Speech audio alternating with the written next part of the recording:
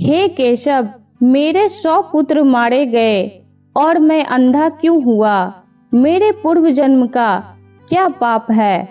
धृतराष्ट्र अंधे थे, लेकिन जब उन्हें यह पता चला कि गांधारी को 100 संतानों को जन्म देने का आशीष है, तो अंधेपन का दुख मिट गया था।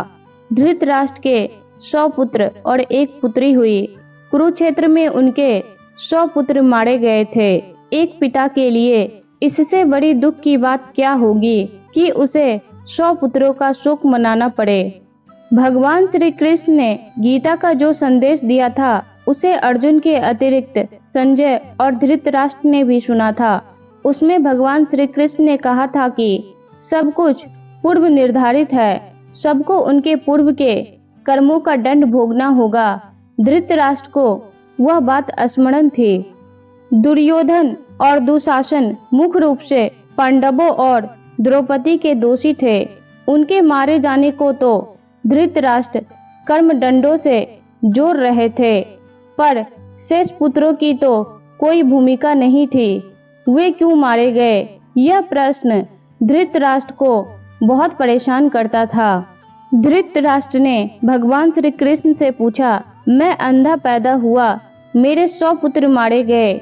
भगवान, मैंने ऐसा कौन सा पाप किया है जिसका यह दंड मुझे मिल रहा है? आपने अर्जुन से कहा था कि जो हो रहा है वह कर्मों का दंड है। मेरे अंधे होने और 100 पुत्रों के मारे जाने के पीछे क्या कारण है? कृपा करके मुझे यह बताएं। अपने पुत्रों को खोने की पीड़ा से उबरने में यह काम आएगा। भगवान श्री कृष्ण ने कहा, महाराज धृतराष्ट्र, आपने उचित ही सुना था। कर्मों का दंड भोगना ही पड़ता है, उससे कोई बच नहीं सकता है। राजा और समर्थवान लोगों को कर्मों का दंड विशेष रूप से भोगना पड़ता है। ईश्वर उन्हें समर्थवान बनाते हैं तो उनसे ज्यादा जिम्मेदार होने की आशा रखते हैं। कुछ पाने के लिए कुछ तो देना ही पड़ेगा ना महाराज। आप इस जन्म में भी राजा हैं और पूर्व जन्म में भी राजा थे, पर आपने कई पाप कर्म किए हैं। धृतराष्ट्र अधीर हो गए। वे बोले, हे केशव, मैंने इस जन्म में जो किया वह मेरे सामने है। एक राजा और एक बड़े परिवार का मुखिया होने के नाते मुझे वही उचित लगा। पूर्व जन्म का रहस्य जानने को उत्सुक हूँ। कृपा करके वह रहस्य खोले कि ऐसा कौन सा पाप था कि मैं अंधा भी हुआ और 100 पुत्र भी गवाए। भगवान श्री कृष्ण ने धृतराष्ट्र को पूर्व जन्म की याद दिलानी शुरू की। उन्हें पूर्व जन्म लेकर गए। भगवान श्री कृष्ण बोले, महाराज धृतराष्ट्र, पिछले जन्म में भी आप एक राजा थे। आपके राज्य में एक तपस्वी ब्राह्मण रहते थे। ब्राह्मण के पास हंसों का एक जोड़ा था जिसके 4 बच्चे थे। ब्राह्मण को उन हंसों से अपने संतान के जैसा लगाव था। ब्राह्मण को तीर्थ यात्रा पर जाना था, लेकिन हंसों की चिंता में वह नहीं जा पा रहा था। उसने अपनी चिंता एक साधु को बताई।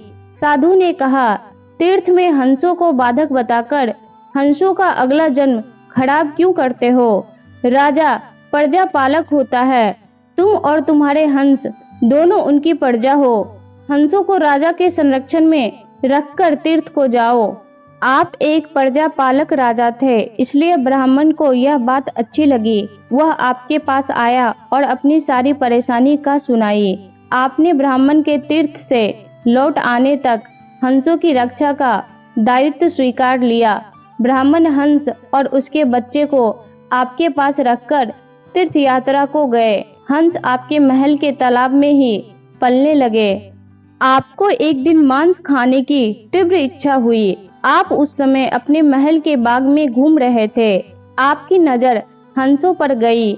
आपने सोचा, सभी जीवों का मांस खाया है, पर हंस का मांस आज तक नहीं खाया। इसका स्वाद आखिर कैसा होता होगा? आप इसी विषय पर सोचते रहे और हंस का मांस खाने की इच्छा तीव्र होती चली गई।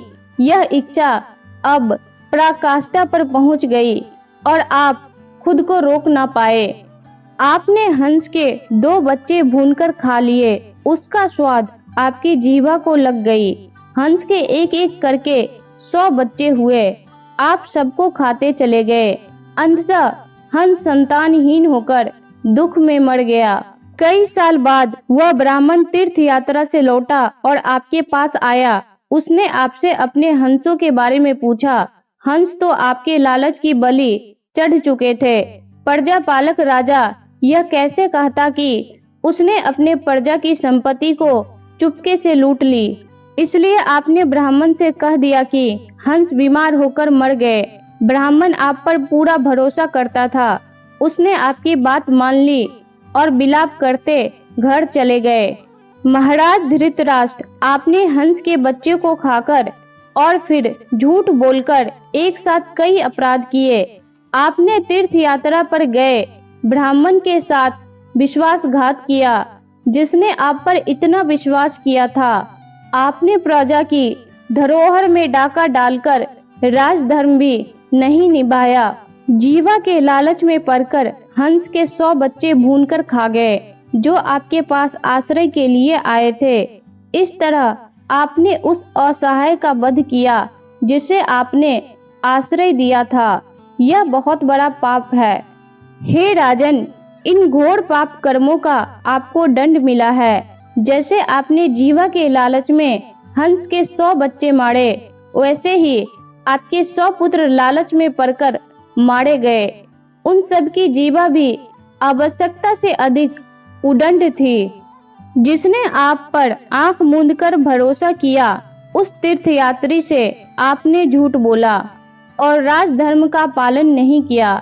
कोई आंख मूंदकर विश्वास करे तो उसका विश्वास कभी नहीं तोड़ना चाहिए। इसी विश्वासघात के कारण आप अंधे और राजकाज में विफल व्यक्ति हो गए। भगवान श्री कृष्ण ने कहा, सबसे बड़ा छल होता है विश्वासघात। आप उसी का फल भोग रहे हैं।